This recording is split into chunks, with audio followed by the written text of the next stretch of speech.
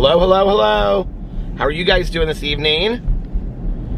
It is 5:41 a.m. and I woke up about a half an hour ago. Very rested.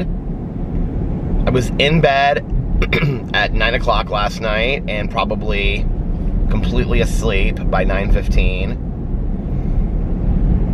Alex went in to go take a shower, and I don't remember him coming out of taking a shower. So the next thing I know, I woke up and it was like 2 o'clock in the morning, and Boo and Tucker were like cuddled so close to me, and I was like, oh, I'm so comfortable. And I fell back asleep, and then I woke up at like 5 o'clock because Boo was needing to go outside. And I was like, I'm up. So I just threw on my jeans and my sweatshirt and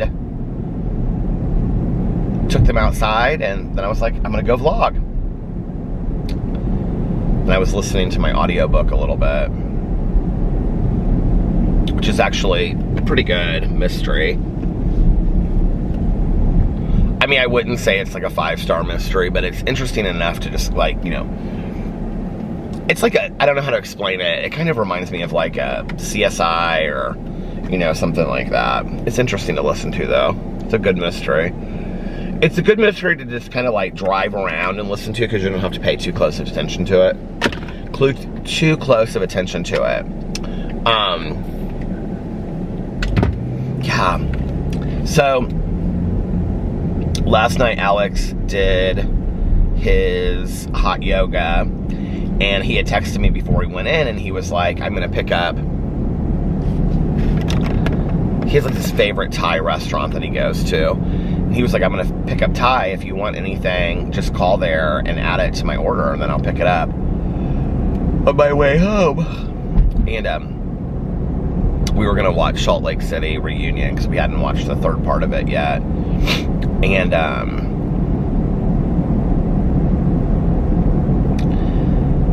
so I was like looking at the menu. I like the place that he goes to, but every time I get like fried rice from there, it's always like, no matter like what level of hotness I get, it's always way too hot for me. And but then I was kind of craving fried rice. So I texted him and I said, I'm just gonna go to Mark Pai's, which is like this Chinese restaurant that I love, and get lo mein, because the last time I got the lo mein there, it was so good. And he was like, okay. So when he came home, so I didn't have to put the dogs up, I waited till he got home, and then when he got home, I left and I went and got my lo mein, and then when I came home, we watched the Real Housewives of Salt Lake City Reunion. Yeah, and that was my night, and then afterwards, I was like, I was so tired, I said, I'm gonna go lay down for like an hour and a half. I think maybe I did set an alarm, I don't remember. If I did, I turned it off when it went off. Thank you. Every time I sneeze and I say thank you, I know there are people out there that are like, bless you, thank you. Yeah, I did set my alarm, but I don't remember turning it off. I must have.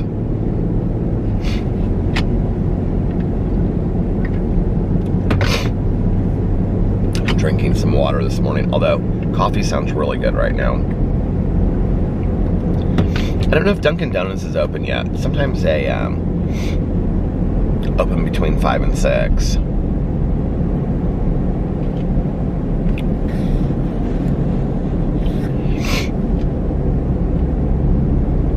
So today I have my hair appointment at 2:15, which I thought was yesterday. And then I'm just gonna make a bunch of videos and stuff. Tonight is Alex's late night.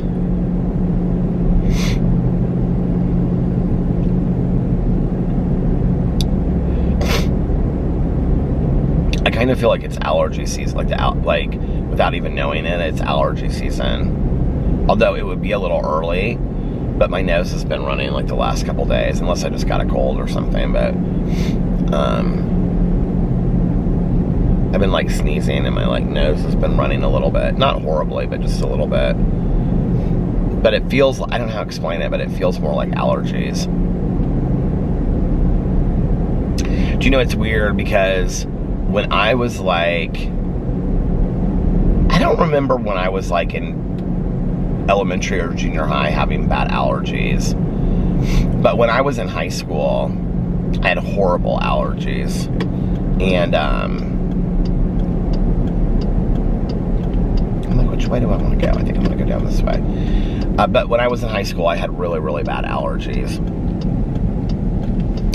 And was on Allegra when it was not over the counter, when you had to have a prescription for it. Do you guys remember that? And then when I got out of high school, they just got worse and worse and worse. And I remember, well, by the time that I was in my mid to upper 20s, I took Flonase and Allegra, and my allergies were still like really bad. I was just telling my sponsor this the other day about like the whole story with my epilepsy, because when I got diagnosed with epilepsy, at that time I was on Flonase, on Allegra, and I would get up and I would have like several cups of coffee in the morning. And then I was drinking like in the evenings, like fountain pops. Like I was really thin too. That was probably one of the periods where I was like the healthiest. Not so much thin as like working out, but I mean, I was the thinnest too. At that point, I was probably about 160. Just to put it in perspective, I'm like 100 pounds heavier now. And yeah, I was like really thin at that time. And my neurologist thought that one of the reasons why maybe the kind of epilepsy that I have, the type of epilepsy that I have, is called juvenile myoclonic epilepsy.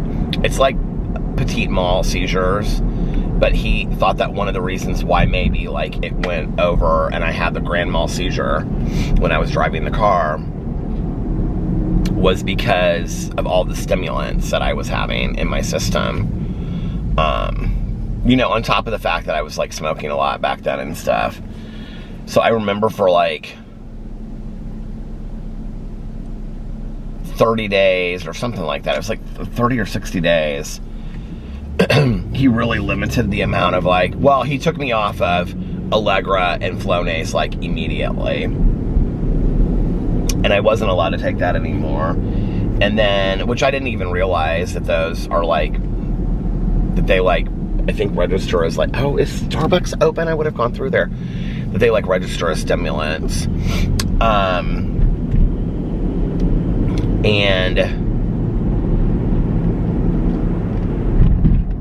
Or they did back then, the way they were made or something, I don't know. But he also like had me limit my caffeine. I think I wasn't allowed to have any caffeine for like 2 months or something. And then when I started again, it was like I was only allowed to like have a cup here and a cup there.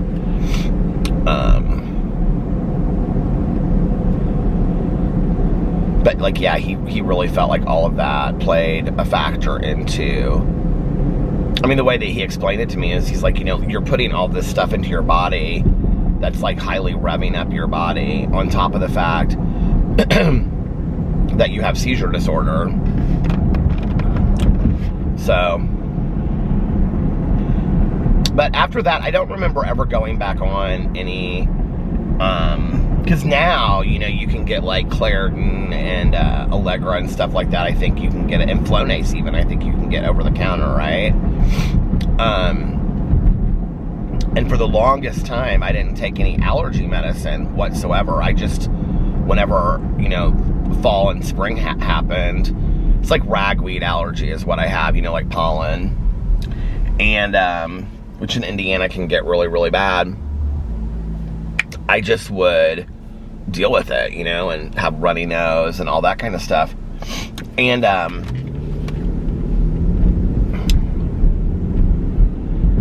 then it was probably, I don't know, 10 or so years ago, one of our friends, this couple that we're really good friends with, well, he's actually our attorney too, but he takes aloe vera, and he's like really weird about, like, he's not in recovery, but he doesn't like to take anything like, you know, substances or anything like that. And he was like, we were at, I can't even remember, I think we were at brunch, and he was like, you should try aloe vera. And I was like, yeah, I don't like to take any kind of allergy medicine anymore, because I got kind of scared after that, you know? And he said, it's not and I don't take anything that's like habit forming or anything. Like, I'm like really weird about that. And I'm kind of like a Puritan when it comes to that kind of stuff in recovery. That's just me. And so he said, well, it's not like a habit forming, because I had never heard of it. He said it's not a habit forming allergy medication. He said it's just like this tablet that you put on your mouth and it dissolves. And I was like, yeah, like, I'm not comfortable with that. And he was like, you don't even feel that, because I was like, I don't want to feel speedy or anything. And he was like, yeah, you don't feel like anything at all. It's you know, because, I also, I've always been like really, really highly reactive to, what is it, acetaminophen? That's the ibuprofen one. What's the one that's in, like, cold medicine? Like, I can't take that stuff. Like, it weirds me out. I don't like how I feel on it. So I haven't taken that forever. And he was like, yeah, it doesn't have any of that in there. And I was like, okay. So I can remember going and looking at the store. I don't remember the first place I bought it. Maybe Walmart or something, or Meijer. I now get it at Meijer, but the Meijer. And it comes in like a square box, like that big. It's like real thick. And it has like 36 doses. It's actually kind of expensive. Well, I mean, all allergy medicine is expensive, but expensive for what it is. And they have it like in citrus flavor, I think, and like a mint flavor. But anyway, I can remember standing there and being like, oh, I don't know if I want to take this. And my allergies were really bad that season. Alex has horrible allergies. Poor guy. He just like, and he takes allergy medicine for it. He takes Allegra. He also is like it's when it, like, we're both really, really, really allergic to cats. And I used to, back in the day, be like how he is now. I almost kind of, like, I don't know what's changed, but I feel like I've kind of, like, grown out of my allergies a little bit, was basically what I was going to say. So anyway, the cat thing in just a second. So I got the aloe vera, and I started taking it, and I couldn't believe it. Like, it helped so much. I wouldn't say that it took my allergies away like 100%, but I would say 80%. And I mean, it was like a godsend, because I could finally take something. And literally, you don't feel anything. It's like this little itty bitty tablet, and you just put it under your tongue, and then it like dissolves. It's like a vitamin. And so anyway, I started taking that. Last year, I don't think now, I don't remember if I took it last year or not. Now, if I take it, I don't take it every day. I just take it on, like, you know, a day that, like, my allergies are, like, really bad. Like, in Indiana, it really has so much to do with, like, the pollen count, like, the ragweed being out and stuff like that. So there are certain days that, like, are worse than others, you know? Like, windy days seem to be really bad for me, because it's, like, picking all that stuff up and stirring it around. And then Alex and I are both, like, really allergic to cats, but he is, like, 10 times more allergic than me. Like, if we go to somebody's house that, like, if they have a cat, like, if we go to Melissa's house, or if we go to, like, his mom has a cat, and his mom has, like, a long-haired cat. And, like, Alex immediately has to take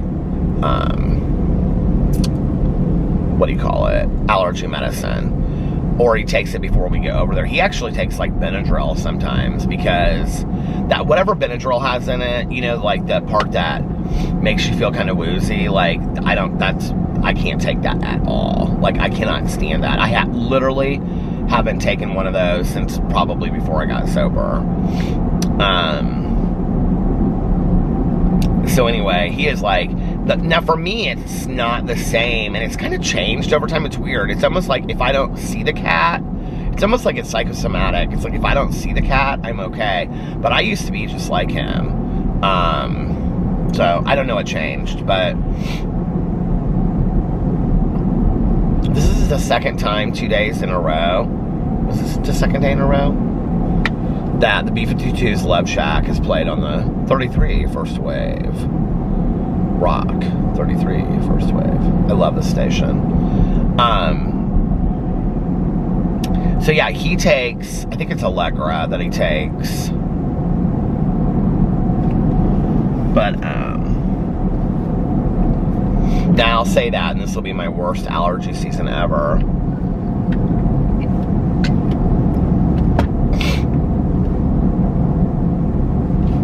But I don't really have them the way that I used to have them.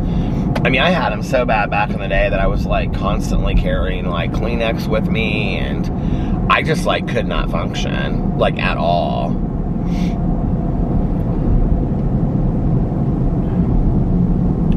I'm gonna go through Starbucks, and I think I'm gonna get that drink that I reviewed yesterday, that oat milk drink. Like that was good, and it's kind of like a dark roast.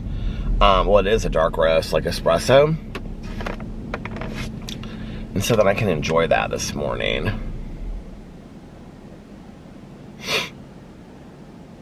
I'm gonna go down this way just a little bit first.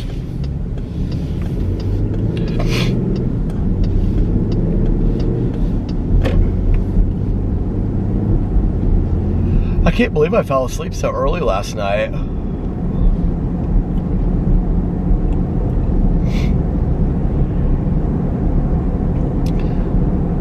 What did I do yesterday? Had some appointments in the afternoon. They went well. And then,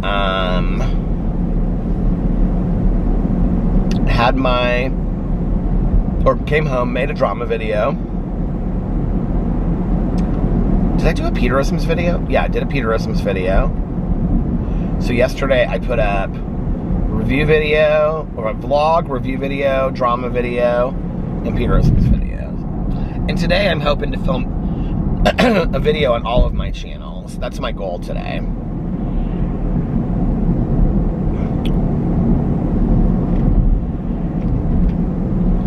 But we'll see how that goes.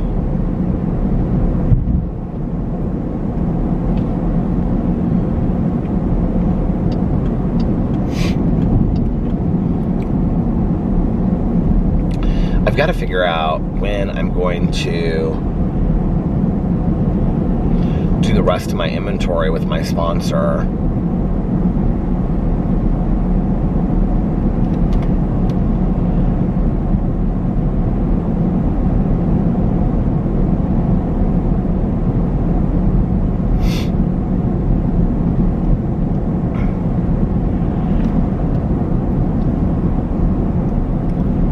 I was thinking about maybe Friday night, but there's like a reason why I can't remember what it is now. There's like a reason why I can't probably do it Friday night.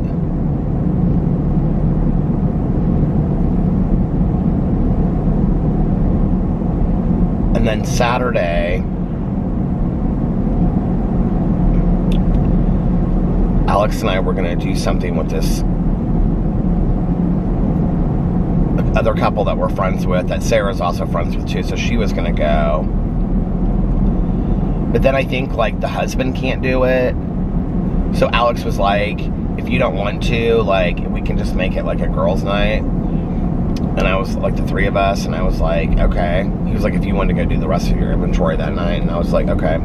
So I might do Saturday night. Sunday I could totally do it, but I have my... we have the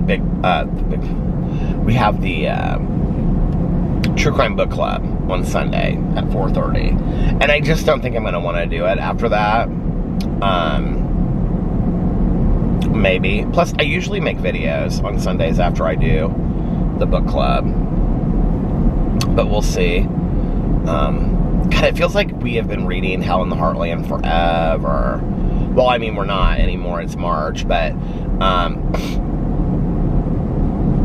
and I still need to watch the last 2 episodes of Hell in the Heartland. I'm going to watch those in the next couple days. So I'm, like, prepared for the book club, because I haven't watched those yet. Truth be told, I've been, like, saving those to, like, the week before the book club. And,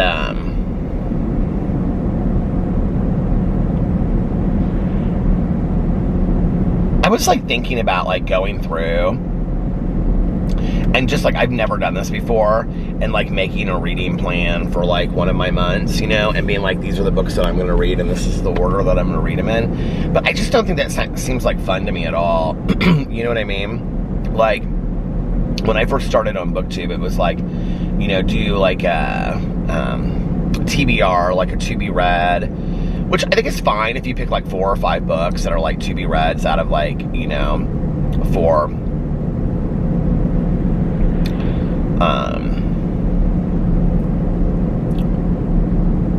Like, for the month, but, like, to have it, like, completely planned out, like, and I know booktubers that do it, right? They're like, these are the books that, maybe not, like, what books in order, but they'll, like, pick, like, these are the 10 books that I'm gonna read this month, and they stick to it.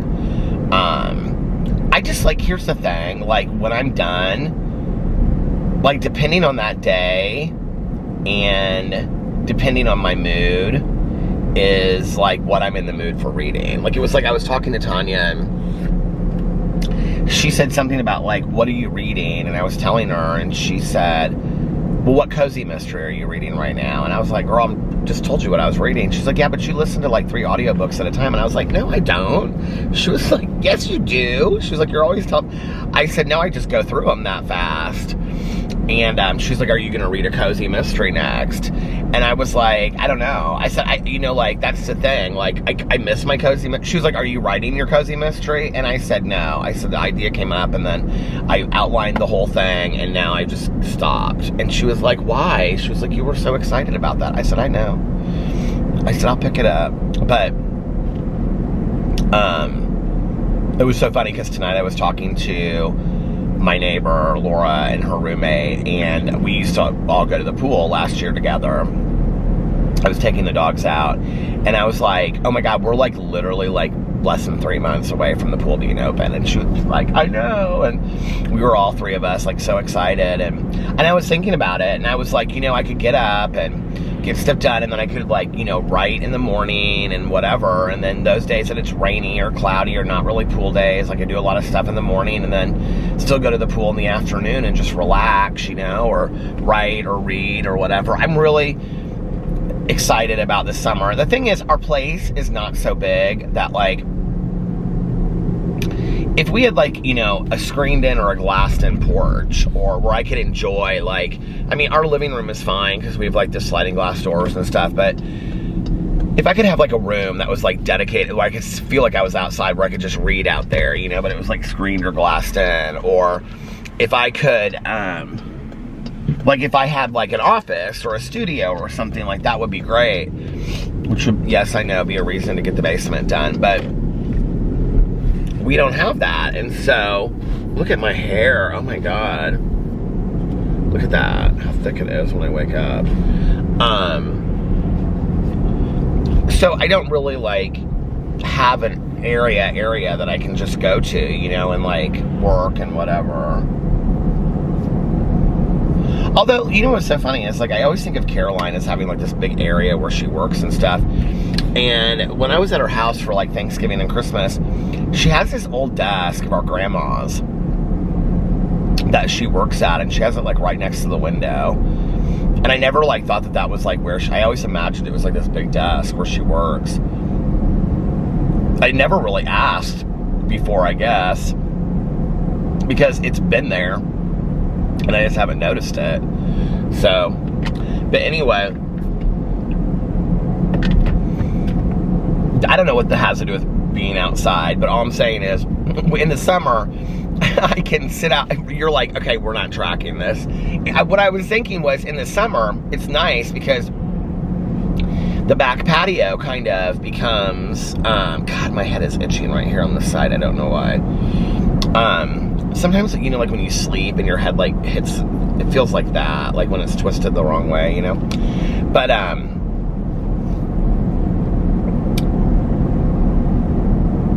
this summer, when it's nice outside, like I can use our back patio as like a place to, you know, like enjoy the morning and do my meditations and write, possibly. Like I would like film videos, and then I would sit on the patio and I would, you know, make a cup of coffee or lemonade or iced tea or something. And well, not, I did make iced tea a couple times, and I would sit out there and I would watch my videos on the back patio. You know, it was really nice.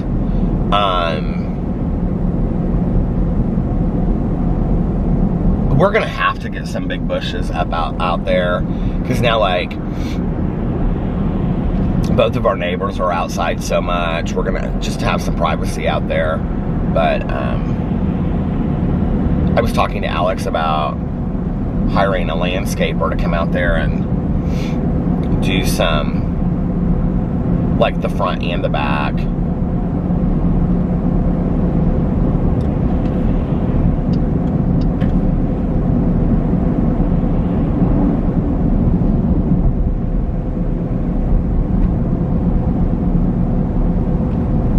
I'm like in my head thinking, I have like one of these like boxwoods like in our front, but I kind of want them square. And I'm like, are we gonna have to, like, we would have to trim those though, and I don't really know how to trim them to make them look nice. So we'll figure it out. But I want something there, because right now, like, I just looked and it is like, it is so barren. We have like no plants on there anymore. We used to have like all this greenery and stuff. It looked really pretty, but we pulled it all out because a lot of it was just like, it became overgrown at some point. So we pulled a lot of it out. And then like 2 years, Alex did it and he pulled out like all of this stuff. And then when I did it, I went in there and I pulled out the rest. It just was easier. But I want something there. It just looks like barren, you know, there's like nothing there. So I don't know like who to call as far as like a landscaping person. Like, I don't know. Like, I want someone to come in and put like plants down on either side of our walk and then mulch that whole area.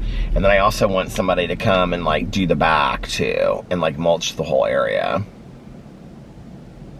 And get some plants like behind our patio. And then I'm gonna go to like some plant store here, like nursery, and I'm gonna get a couple like big plants for our back patio.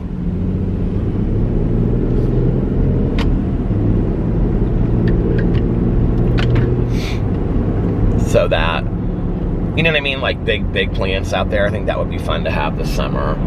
And if I get started on it in May, like around the 1st of May, that'll give us all of May, all of June, all of July, and all of August, and part of September. So that'll give us like 4.5 months of being able to use the back patio and all that kind of stuff. Plus then in the winter when it snows, like, and if we have like the bushes or whatever we end up getting, bushes or boxwoods or whatever, you know, boxwoods are bushes, but then it'll look pretty on there, and, you know, in the winter, other than just having like just dirt, you know? So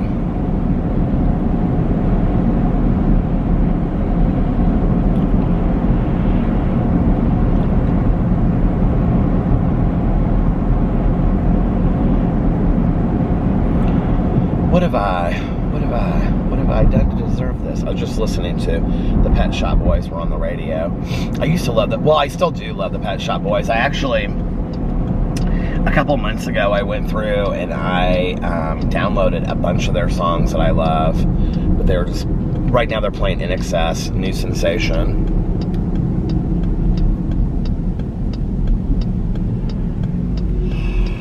I remember with my friends in high school, I didn't go. But they all went and saw In Excess. I don't know when it stopped, but I was telling the story. So anyway, I remember when I was in high school, I was probably in 11th grade. I was probably a junior. I wasn't like a big In Excess fan. I mean, they're okay, but I wasn't like a huge fan or anything. But like a couple of my girlfriends went to go see them in concert. I don't know why I remember this. This is so funny. And one of my friends got like really, really drunk at the concert and was like pledging her undying love for me. Could you even imagine? And then she like wrote it on her jeans like real big, like I love Peter Monn. Can you even imagine? Do you know what's so funny is I had a pair of these like Sperry Topsider shoes back in the day. They weren't like the dark ones. Those are what I wear today. I love them. They're so comfy. And I think a man in boat shoes with like a polo shirt, I know is a very, very preppy look, or like a man in boat shoes with like jean shorts or jeans and just like a white t-shirt, I think is so sexy. Like I love that look. But anyway, I digress. I remember that she like wrote all over her. Is that Wendy's like completely closed down? That's crazy.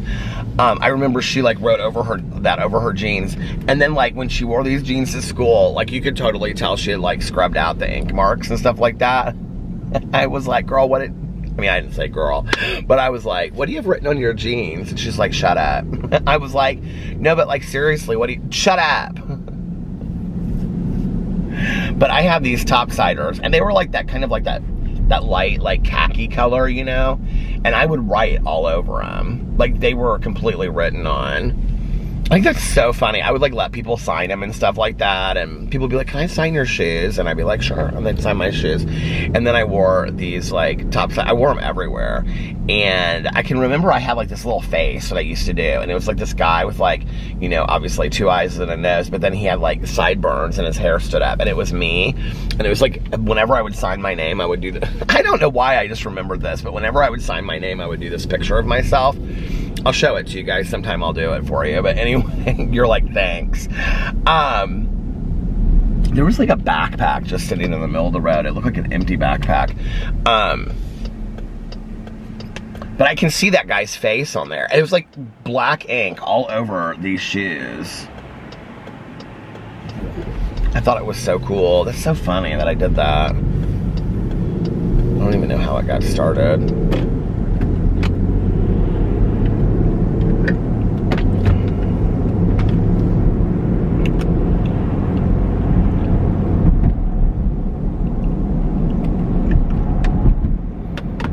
It's like, I like look at the clock and it's like 6:14. I can't even imagine, like, y'all know this is early for me. This is either me going to bed and it's late, or this is really early, me being up this late, you know? And so it's crazy because I can't really, like, imagine back in the day, like, being, not just, like, being at school, but, like, this first bell rang at 7:10, which means, I mean, I always was at school, like, 10 or 15 minutes early, which means that, you know, I was at school by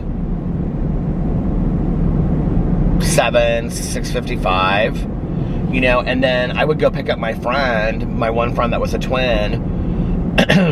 I would pick her up on the way to school, and sometimes we would pick up our other friend too, and so that would be like 20 minutes to a half an hour, which means I was out the door by 6:30, which means, and I'm sure that I was like rushing to get ready. So I mean, I don't remember a lot of like sitting down and eating breakfast in high school kind of deal. I don't remember doing any of that. And I don't remember my mom being up to do that either. My mom was always asleep when I left for school in high school. Maybe when I was younger, she would get up, and then I think she went back to bed. But like when I was in high school, like when I left for school, my mom was asleep. She was, unless I called her, or unless I woke her up and asked her to call me in or something, my mom was asleep in high school. I'm almost positive. So, that was also like a really like heavy drinking period of her life too, so I'm sure she wasn't like early to rise and shine. But that means I would get up at 6 o'clock. I should call my dad and ask him what time he used to call me. I think he called me at 6 o'clock. It'd be like 6 o'clock on the dot, and I would like, 'cause sometimes I can remember like waiting there. Do you ever like when you're sitting there telling a story, it's like you have like the weirdest memories? I just have this memory of like laying in bed and looking at, so I have bunk beds, and always, like ever since I was a little kid, I kept them even as like when I was in high school. But anyway, I can remember like looking out through, like I would lay there in bed and I could look straight like the way I looked. My feet were at the door, so my door went all the way. I was at the end of the room, so it was like if you walk down the hallway, it was like you would come to the top of the stairs, and then if you're going down the hallway, there was a closet, and then my bathroom, and then the guest bedroom, which was like a TV room, and then to the left of that was my mom's bedroom, which was like a master suite, had like a huge bedroom, and then it had like a sitting area, and then it had like a walk-in closet that was like off of the bathroom. It was like this huge walk-in closet, and then she had like this 2 vanity sink, and then if you walked through there, it went to like where the bathtub was, and then she had like a shower that was like a stand-up, like if you walk down, it's like a huge, she had like a bathroom suite. It was like this huge bathroom, and with like a, you know, closet in there and all this kind of stuff.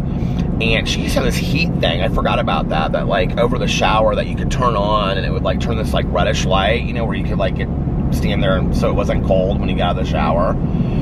Anyway, and then my bedroom was directly at the end of the room, or at the hall, so like my feet were down at the end, and I could kind of like look down the hallway and like, you know, whatever, see what's going on. But from my bed, I could lay and I could like look and just, I would lay in my bed and I would look straight out the window. And I can remember some mornings that I would look out and it'd be like 5:30 or something, and the snow would be so bad. And because my dad would call and he'd be like, "There's no school today, buddy." Like he would call me, you know, and tell me that like we, you know, had a snow day or whatever. And I can remember laying there and being like, I wonder if it's going to be a snow day or not, when I could have just got up and looked on the TV, right? But do you remember when it would just roll across the bottom? I think they still do that, actually. It would just roll across the bottom of the TV. So, but yeah, I don't know why I just had that memory of laying there in bed where I would just like look and see if it was going to snow. It's so funny. And then my mom had this little table in her, like right as you walked into her bedroom. It was like this glass table. We actually, it's the kitchen, it's the table that we have in the kitchen now. And but it used to have like this I don't know how to explain it. What do you call it? Not a tablecloth, but it had this thing that like draped down that matched the curtains, and the wall, or her curtains and wallpaper matched. It was like all these flowers. And she had such a pretty bedroom. But anyway, I remember she had a yellow phone, and I would go in there, the phone would ring, and I would get up and I would go in there, and it would be my dad. I'd say hello, and he'd say, "Good morning, buddy, you up?" And I'd say, "I'm up, Dad," and he'd say, "Okay." And then I'd take a quick shower, and I'd put on some clothes, and I would be out the door. It's so crazy to me that I was up so early and like up and, you know.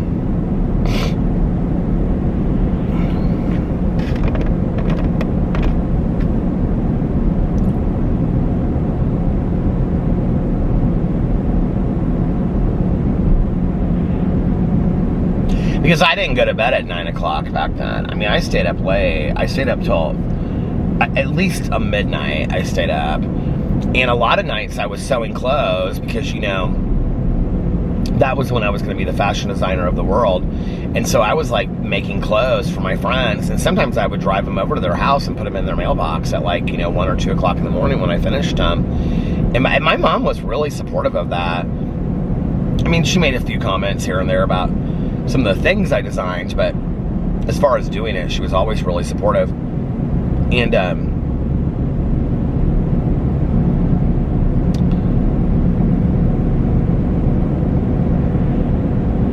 so I would stay up late, and I would like,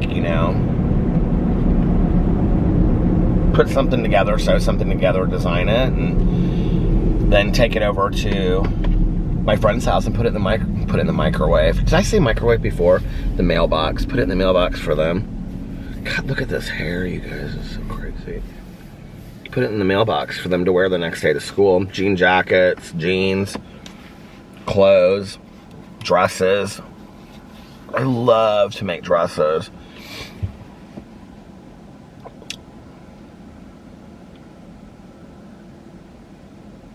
I sometimes wonder like what my life would look like if I had gone down that road.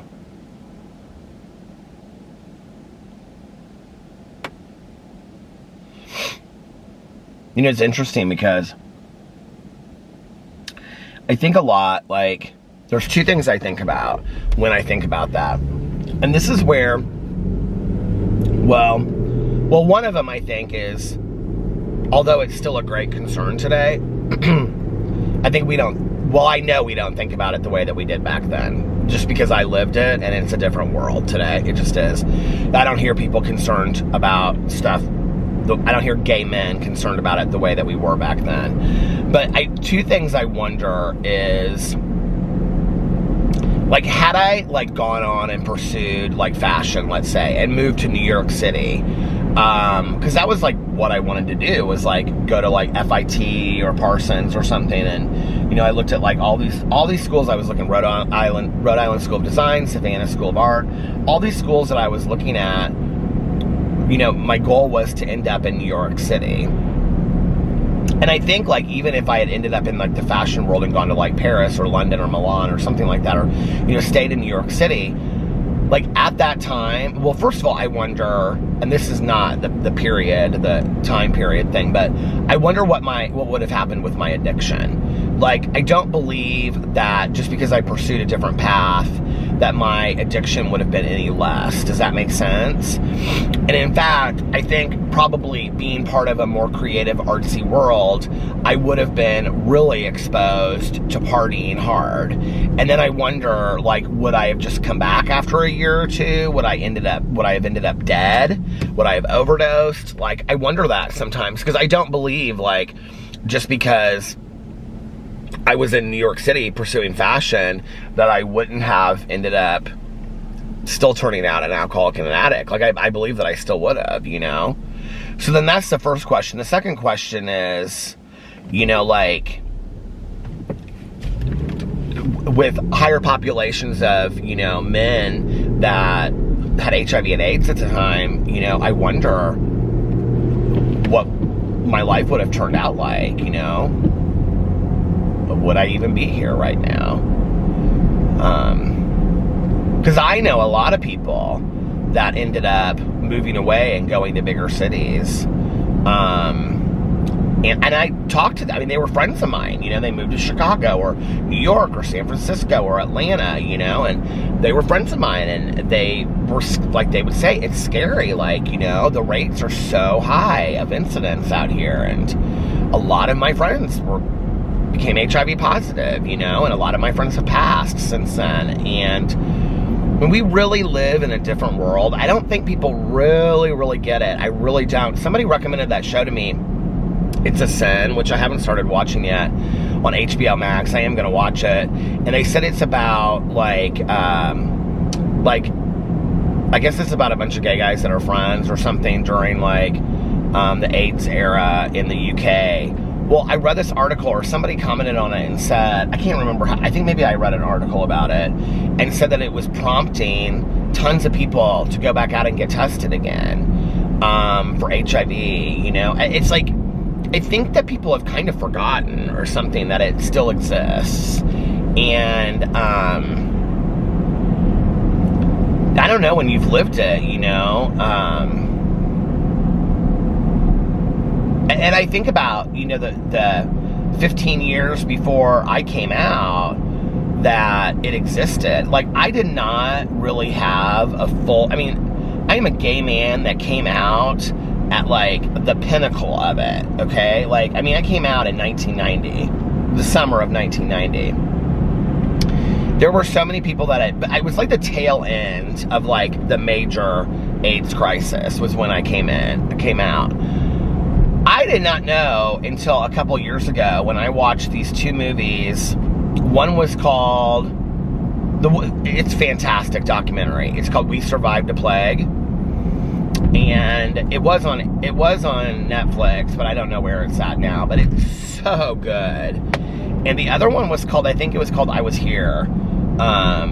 Or We Were Here. I think it was called I Was Here. Maybe I'm wrong, I don't know. But it was about San Francisco and the Castro District. And it, like, follows and interviews, like, 5 or 6 people that were present during that whole period, which was really from, like, 1977 or 1978 was when it all started coming out until, like, 1995, let's say, something like that, you know, which is interesting because I don't remember people, like, in the late 70s, early 80s talking about this guy, like, in front of me, just, he had his turn signal on and then decided that he didn't want to have his turn signal on and he wanted to go straight instead. But I don't remember people in the early 80s talking about HIV, you know? Like, I don't at all. I mean, sure, I was way too young at that time. I'm going to the Starbucks. I don't think I've ever been to the Starbucks, but you know what is so funny is that I actually have a friend that works here.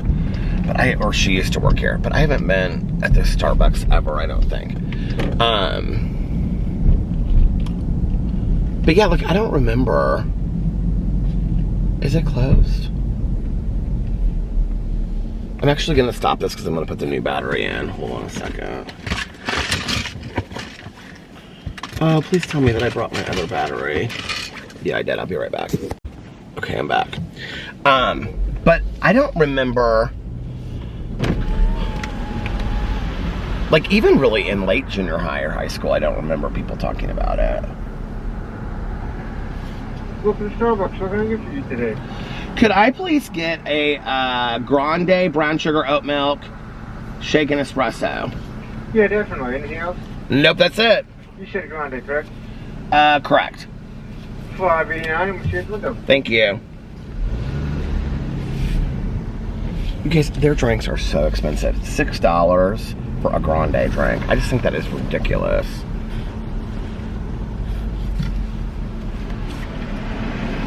How are you? Pretty good. How you doing today? I'm good. Hold on a second. Yeah, no worries.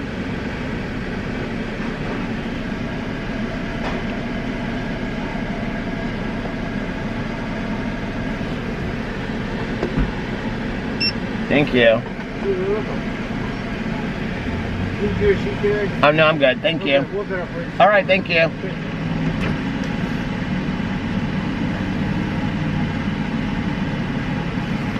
It feels weird being, like, going through somewhere this early. You guys are like, this is not early for us, Peter. I know.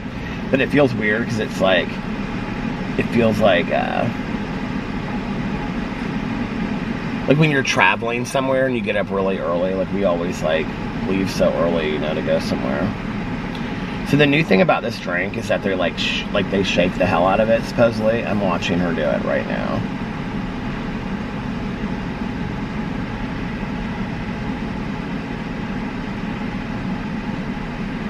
All of them here have tie-dye shirts on. But they're, like, all different tie-dye shirts. Like, they're not the same. She has a hoodie on. Well, not a hoodie, but a crew neck sweatshirt.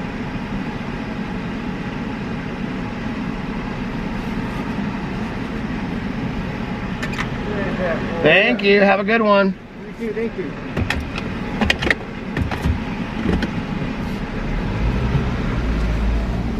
My Sol de Janeiro is Sol de. Ooh, I can smell like food. That's probably from Starbucks.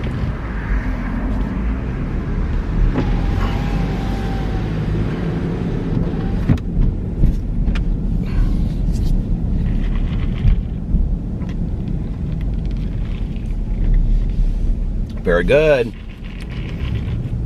This is better than the one that I had yesterday. It doesn't feel like there's a whole lot in there, though. They have so much ice in there. Yeah, there's like hardly any in there. It's like, do you guys see it? It's not even moving. I think I would like a little bit more. Thank you very much for a $6 drink. It's like, you guys look, it's not even moving. I will say that's one of the reasons why I like Dunkin' Donuts more, because the coffee is so much cheaper there.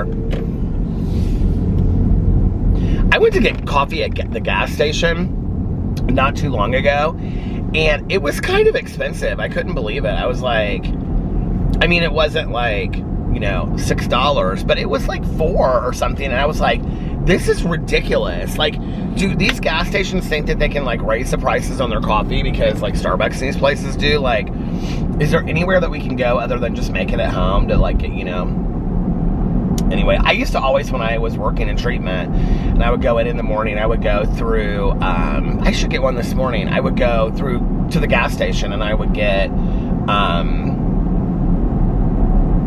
a newspaper, and I would get a large 24-ounce coffee at the Speedway, and my pack of Marlboro Light menthols for the day, and I was ready to go. That was my day, you know.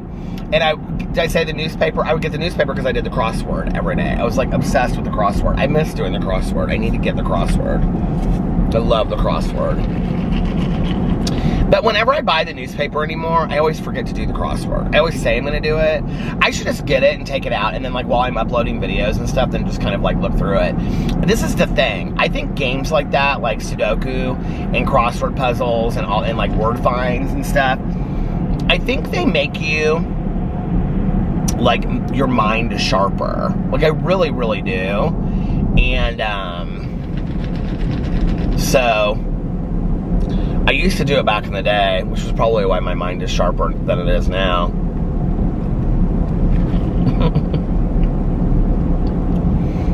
I don't know why that laugh just reminded me of my Aunt Kathy, but it did.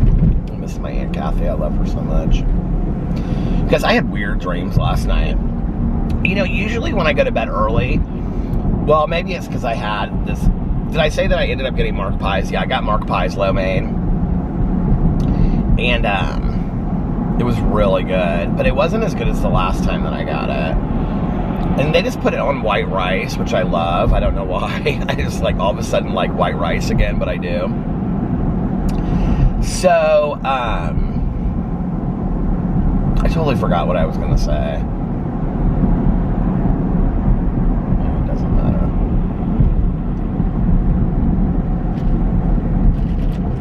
I'm like kind of really put out by this drink, you guys. I mean, I don't know if you can really see it, but do you see how much ice there is in this? It's like packed to the top. Look at that. I mean, there's like hardly any drink in this. I'm gonna tell them low ice next time I get this drink.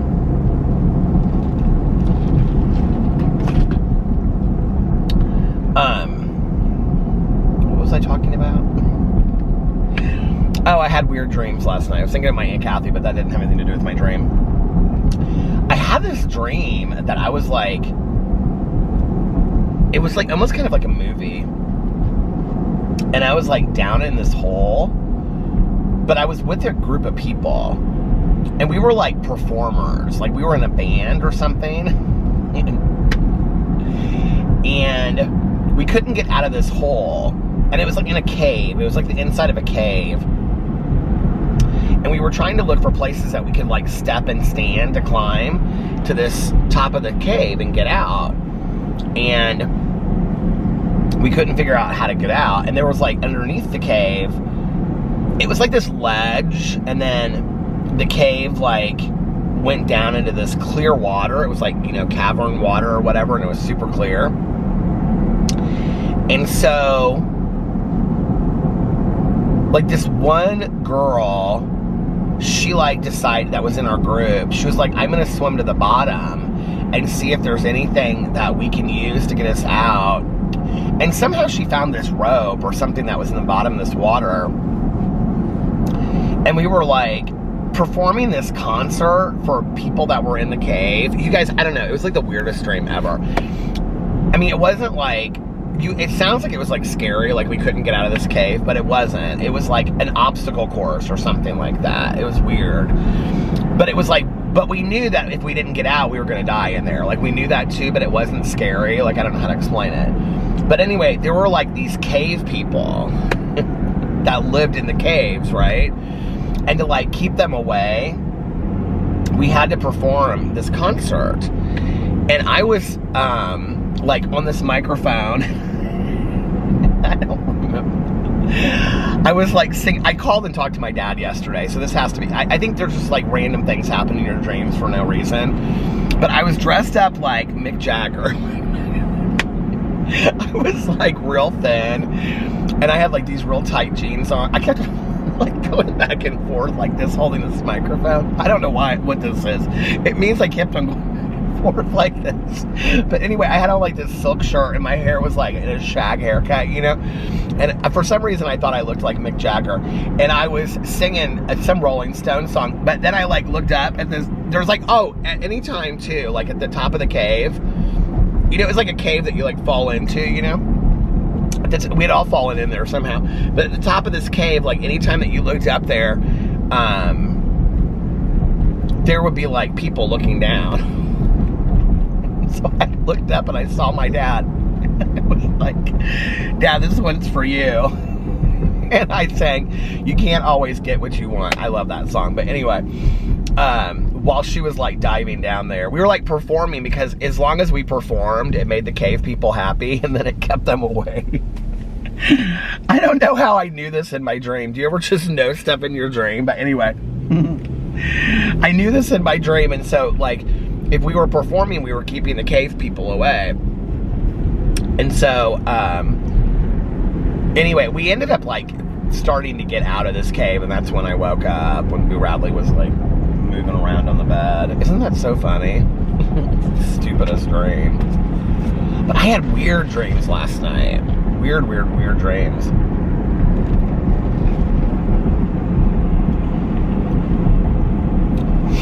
Maybe it was from eating right before I went to sleep. I don't know.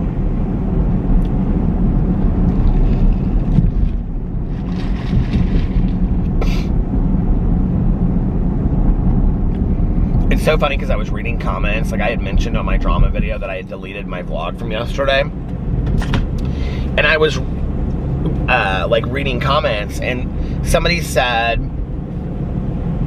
there are like recovery programs online that you can like recover what's off of your, like a deleted file in a computer or off of a memory card. And they're like, nothing is truly ever erased, which is true, supposedly, right? Like IT techs tell me this kind of stuff, but it's not easy. So just so you know, if somebody's gonna tell you this in the future, ask yourself this question first. Is it worth it? Because for me, going to the trouble to recover a deleted file is not worth the trouble of me getting in a car and vlogging for another hour or 35 minutes like I did yesterday. It is such a mess of trouble, and I can tell you, like, even when you do it, like, I did it this one time trying to, I can't remember what it was. It was something that I had to have, like, it was a YouTube video, but I can't remember what it was, and it was like my first year, and it was the first time that I've deleted it. I've actually deleted quite a few videos. I do it often, like with like my Peterisms video. I'll film a video and then I'll leave my camera there while I'm like, you know, uploading my drama video or something, and I'll be working on that. And it's because I'm doing so many things at the same time, and I'll be like finalizing the vlog, and I'll do all that, and then I'll be like, oh, I need to go film this booktube video, and I'll go over to film the booktube video, and I'll delete the Peterisms video, and then as soon as I sit down, I'll be like, yeah, I deleted that Peterisms video, and I didn't even upload it. But then I'm like, well, just refilm it, you know? Like, I mean, it's not gonna kill me to refilm a video. So, the thing is that I mean, you guys probably know this. It's like, I was thinking about last night, like, I don't even really remember what I vlogged about last night. So it's hard because it's like, for me to go back and talk about, like, when I vlog, it's like all over the place, right? Like, if you ask me, what did you vlog about on Monday? I have no idea. So it's like, there's no way for me to go back and kind of like hit the topics that I talked about last night, because I don't remember what I talked about last night when I was vlogging, you know? So like the vlog, it's hard. With the Peterism stuff, it's not hard. You just sit back down but it's never the same, you know? Maybe it's better, maybe it's worse. It's just never the same, but it's whatever. But it's happened before, but I don't know what video I did where I was trying to like save the file. Maybe it was a vlog, because, you know, maybe it was like a long vlog, I can't remember, but you go in, and then they have to do like a search for it. It's like, first of all, you have to buy the program, and then they have to do like a search on your computer, which takes forever, and then it has to do this like restore, and then you have to go back and reset your computer at like a certain time. It's not real easy. It's like, whenever people say that to me, I'm like, yeah, okay. Like, it's not easy at all. And I can remember the one time I did it, I spent like 2 hours doing it, following it step by step, everything they were telling me to do. And it still never recovered. Like, at the very end, what it said was, it was like, item unrecoverable. And so, to me, if you go in and you look at the reviews on those recovering data that has been deleted, the majority of the reviews will tell you it's BS and they don't work. And the reality is, it's BS and they don't work. I've had enough IT techs tell me, once you delete something off a memory card, it's gone. Like, make sure before you delete something from your trash can on your computer that you are really ready for it to go. Yeah, there's always a trace of it there, but it's not like you just like, it's not like it's not, you know, like, okay, when you delete something and you put it in your trash can, and then you can go into your trash can and you can like remove it and put it out, you know what I mean, like recover it. It's not like that. Like, it's like done. Like, they can't recover it like 100%. So when people say that, I'm like, well, good luck. I'm glad that you can do it, because for me, because it took hours, and then the result was that it was like still couldn't be recovered. So now I'm just like, it is what it is. I think a lot of people were surprised that like I deleted the vlog and went and vlogged. Y'all, I'm putting a vlog up every day. I'm sorry, but I am. So I love to vlog, and it's important for me. I mean, there will be a time that I do take, you know, like a week off or whatever from vlogging, but if you had asked me before PP died, I don't think, like, I was talking to my friend the other day, and that's a YouTuber and is older and stuff, and we were talking about just like loving and feeling so blessed. Like, this was never a life that we ever thought we would have, you know? And so, and I'm not saying that people that are younger take it for granted, you know? I mean, I just think it's different, you know? I think a lot of younger people go into YouTube like, this is gonna be what I do, I'm gonna be a YouTuber, and then it's kind of like, when they make it or they do well, it's not that they didn't expect that, it's that they kind of always thought that might happen, you know what I mean? Well, when you're 40-something and you sitting down making booktube videos, you don't ever think that in a couple years, I mean, I literally can remember talking to Alex, and I was like, can you imagine if I was able to do this, you know, like full-time and stuff? And I was like, I would like, God, I would dream, I had talked to a friend of mine, you know, and we were talking on the phone, and I was like, and this at the time was like the first like YouTuber that was like doing YouTube full-time, and I was like, can you even imagine, Alex? Oh my God, like, I would love that. Like, that would be so cool if I could wake up every day. And he was like, babe, he was like, you could make that possible. Like, that could happen. And I was like, who does that happen for? It doesn't happen for anybody, you know? And I was like, it really doesn't. It's not going to happen to somebody my age. And And I think that's where I'm always like very like back then, I talked about this on my Peterson's channel today, like cynical and pessimistic instead of being hopeful, which I am today, and idealistic, you know. But it doesn't happen for everybody, and I have this absolutely, absolutely blessed life, you know, and it's just like, it's the coolest thing. What got me started talking about this? Oh, so like me having to like, oh, this is what I was going to say. You know, if you had asked me, I love making videos. I'd make 15 videos a day if I could, you know. Like Adam McIntyre, the drama channel, like I know not everybody loves him, but like he is like, he posts all of these videos, you guys, like every single day, and I'm like, he's like, yep, posting 7 videos today, and I'm like, I love that. I'm like, oh my God, this is so hilarious, because he is like so inspired to continue. I was like, I thought that was a person standing out there. It was a mailbox. He's like so inspired to post all these videos in the day, and I totally relate to that. Like I used to be that way, you know. I don't have that necessarily in me today, but the way that I did, you know, when I started, well, because I also have 6 channels, you know, so back then it was like I was filming 3 videos. Today it's like I'm filming 6 videos. If I film on all of my channels, but I love it. I absolutely love it. And I didn't really know until I, like if you had asked me before PB passed away, will you take a day off and not film? I would have said absolutely not. Like there will never be a day that I don't vlog, because I think after that first 30 days, when I realized that I could do it and I could keep up with it and all of that, you know, it was like, this is something that I want to do like every single day. Like I don't want to take a day. I don't want to miss a day. I want to enjoy this. I want to continue to do this. When PB passed away, and I literally could not get on video and film anything, I just was so just distraught, and you know, and it was really a lot of Tanya too. Tanya was like, you need to put the camera down and take some time to be with your thoughts and with Alex, and just, you guys need to heal. And because I can remember calling her and saying like I was gonna come back like the middle of the week, and she said like, come back on like making videos. And she said, I really wish you would just take the whole time that you're gone from making videos. Like, just, you know. And so I remember I put up a video like halfway through the week. I think I did a vlog, and then I think I also, like, I just did like a quick update vlog. I don't remember, honestly. And then I also did a video on my drama channel, just kind of talking about what had been going on.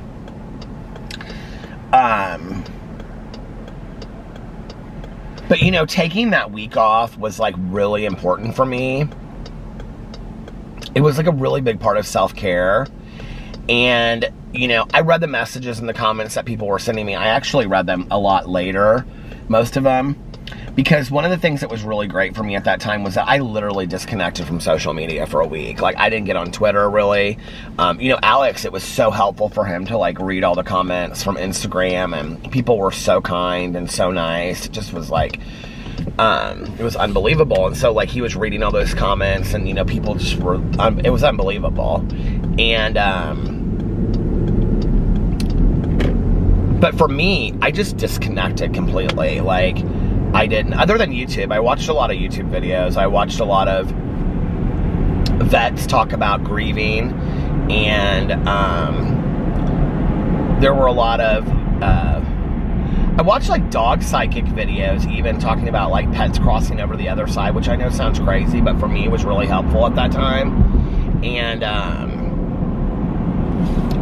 I watched a lot of like videos about like dog specialists talking about grieving with pets and things like that. This car is like dying to get around me, so let me get over for you. And so yeah, you know, like, but other than that, I wasn't on social media a whole lot. I didn't care, you know? I think like that's the thing, is that we get so ate up with social media and what's going on with who and what's going on with that. And then like you go through really a serious tragedy, and it's like none of that stuff matters. Like you don't care about that stuff anymore, you know? And I've experienced that since being on YouTube, where you're just like, I don't care, you know, like I don't. So one of the reasons why I continue to want to make videos, or especially vlog every day, is I don't know that there's not going to be a time that I'm going to need to take a couple days off or a week off or whatever from vlogging, you know? So I don't want to just take a week off because I'm out of town, or a week off because I just don't feel like it, when there may be a legitimate reason why I need to take some time off from vlogging, if that makes sense. But you guys, this is like, I think that what I'm really talking about here to some degree is like work ethic, which is so funny, because if you had asked me back in the day when I was like, my work ethic was that I had none. But if you had asked me, you know, like about work ethic, I would have been like, okay, who cares? But when I worked in treatment, like I never called in sick. Like I literally, because I resigned after being there 13 years. I walked away from 6 weeks of accrued paid time off. 6 weeks I walked away from, because I had never used it. And at the time I was always like, well, if I have a seizure, I'm gonna need it, you know, because I may have to be like hospitalized or whatever for a couple days, or if something happens and, you know, like I have to be, you know, gone from work for a couple weeks for a medical reason, like I want to have this accrued time. So for a long time you would just get like, we just got like 2 weeks a year or whatever, but then it was like paid time leave. But when you resigned, you got up to 2 weeks paid time, but then after that, so I really had 8 weeks of accrued time when I left, and this 6 weeks of it, I mean, I never called in, you guys. So like you guys probably know what I'm talking about. Most of you probably get this. I can't remember how it like was divided, but like every paycheck, you got so many hours of accrued time, and then that went to like sick and like paid leave. So like before that, you got so many sick days a year, and then you also got vacation time. Well, this was just paid accrued time every year that you got. And the longer that you were there, like I was maxed out. I can't remember how much I got a year, but not maxed out like I didn't get any more, but like you hit a point where you got like three or 4 weeks a year. Like I think at the end I was like at 4 weeks a year, including like sick days. And you know, like, and you could get as much as you wanted, but like but there was also like restrictions on how much you could use in a year. I can't remember. All I know is that I got to the point where I screwed myself, because it was like I could never possibly use as much as I had, you know what I mean? And I could never like get paid out, but I did get paid out on 2 weeks of it, so that was nice when I resigned. But what was I gonna say? But yeah, I never called in sick. Never. Like, I can remember calling in sick like 2 times. And what I would do is I would go in and I would say to my supervisor, because this was the thing, like our unit was like very tightly run. Like there were 2 inpatient residential counselors. There were 2 outpatient residential 2 outpatient counselors. I was one of the inpatient counselors. So there were, and then we ran group every morning, and I mean, then we would have clinical meetings in the afternoons usually. So like where you would sit around a long table and whatever. So if I came in the morning and had to, you know, like make calls to insurance companies, or like that was a lot of what we did too, is make calls to insurance companies and stuff like that. So I would do that, and then, you know, we would run group, and then we had to like, you know, chart group. And once that was all done with charting group, it would be like 11 o'clock, and, you know, then we would have lunch and we would come back and we would have clinical meetings in the afternoon. So if I didn't feel well, what I would do is I would come in and I would say, I don't feel well, can I run group and chart it and leave? And my supervisor was always like, yeah, sure. Because I didn't want somebody else having the responsibility. Because like, if I came in, we had like, I think it was, well, we had a team leader, which I was at part, the team leader, and then we also had a part-time counselor, and we used to always have interns too. Like each of us would have an intern. So like they could do groups and stuff if we weren't there. But like our part-time counselor, who had actually, she trained me, she had been there forever. But after she went on maternity leave, when she came back, she was just like our part-time, she did like anything our supervisor wanted her to do. But like, she was always doing program development stuff. So for her to run group and do all that kind of stuff took her away from doing what she did. And so it was always like, and then often, maybe like one of the outpatient counselors would have to run our group, which meant that that was 2 groups that they had to run in a day, you know, and then it took away from the things that they were doing. And so I didn't like to put that burden on other people. So I just didn't call in sick, you know? I mean, I would maybe 3 times, 4 max. And I really mean 4 max. Like, I hardly ever did this. I would go into work and say, like, I don't feel well, can I leave, you know, after, because sometimes I would say it and then I wouldn't feel bad after that, you know, I'd feel better. And she was always like, yeah, sure. The house is so scary back there. I've never seen it, like, but there's like, it's kind of foggy out this morning. But anyway, you know, I think about that. And what time does school start? It is like 3 till 7, and this school, this like private Catholic school out here, Garin, it is like dead. There's like 5 cars in the parking lot. I thought school started at like 7:10. Am I wrong?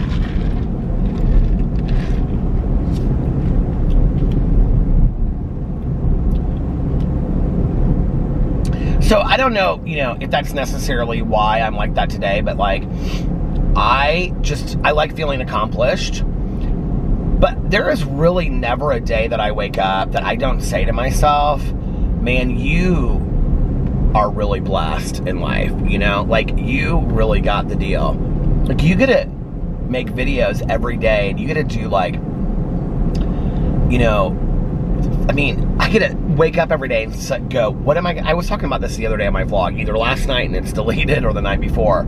But it's like every day I wake up and I'm like, okay, what am I going to review today? Well, I'm going to review the other Starbucks drink, you know? And it's like, what meditations am I going to read? And like, what can I do on my Peter Does Stuff channel? That's like my new thing. It's like every day I wake up and I'm like, what can I do on my Peter Does Stuff channel that's kind of like different or fun or whatever, you know? And it's like, I just am so full of gratitude. I just feel so blessed. I feel like, I don't know. It's like I woke up one day and it's like, here. It stopped again. When I was talking about, like, it's kind of humbling, I said, because when you look at the numbers and it's like, well, you know, like the numbers on my vlog really haven't changed. Like, I've kind of stayed steady at like 3,000 through the years. But that's average of what I get on my vlog is about 3,000 people, you know, every day, that with 3,000 views, which is great, you know. And, but when I think about it and I think, like, I don't even remember half the stuff that I drive around and I say when I'm in the car, right? Is I feel like I'm just sitting here talking to like my friend in the car, you guys. And then it's like, there are like 3,000 people out there. 3,000. Like, I graduated with like 670 people. You know what I mean? It's like 4 to 5 times that many people, you know? It's like, that sit and watch my vlog every day. It's really nice. It's really kind, you know? And that anybody cares to hear what I have to say. And I don't know. I just feel truly blessed, I think.